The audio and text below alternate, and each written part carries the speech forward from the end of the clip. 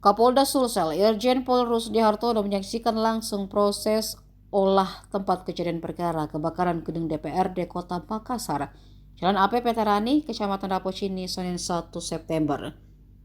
Jenderal Bintang 2 itu didampingi 6 pejabat utama Polda Sulsel berpangkat Komisaris Besar Polisi.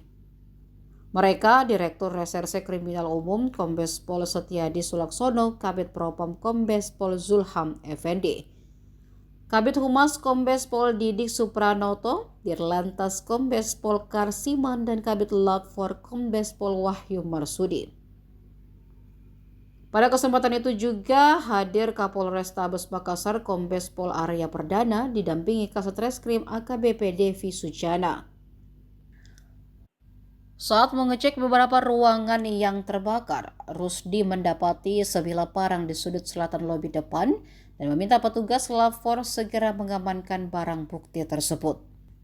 Menurutnya, olah TKP ini perlu dilakukan sebagai bentuk penyelidikan kepolisian. Tujuannya untuk mengungkap siapa saja pelaku terlibat dan harus bertanggung jawab dalam peristiwa itu. Mantan Kapolda Jambi ini menegaskan dalam proses penyelidikan berjalan, beberapa terduga pelaku sudah teridentifikasi. Ia pun berjanji akan memproses para pelaku hingga ke meja hijau. Baik rekan-rekan sekalian, ini proses upaya-upaya penegakan hukum yang Polda Sulawesi Selatan lakukan.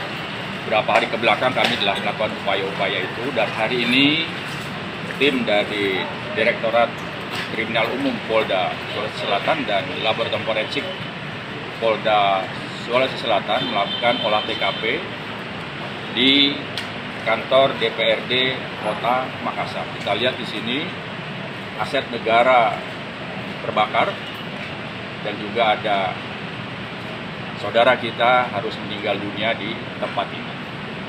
Ini proses yang kita lakukan, dan tentunya ini akan lebih memperjelas nanti apa yang terjadi di sini.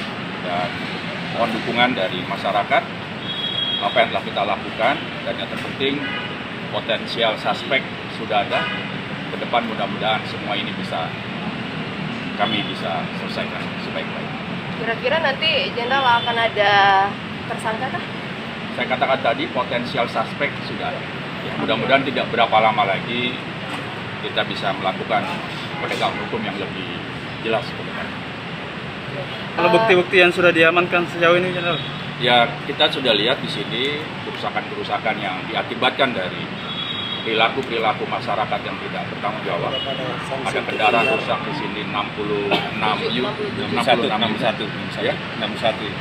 unit, kemudian roda 2 juga sekitar 15 unit, menjadi salah satu bukti kerusakan, dan juga aset negara di sini total lebih kurang sekitar 250 miliar.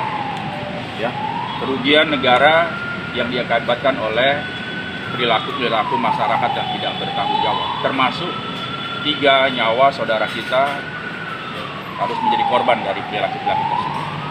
Tentunya kami akan menuntaskan kasus ini. Pihak-pihak yang harus bertanggung jawab akan kita tuntut sampai ke pengadilan. Baik. Download Tribun X sekarang, menghadirkan lokal menjadi Indonesia.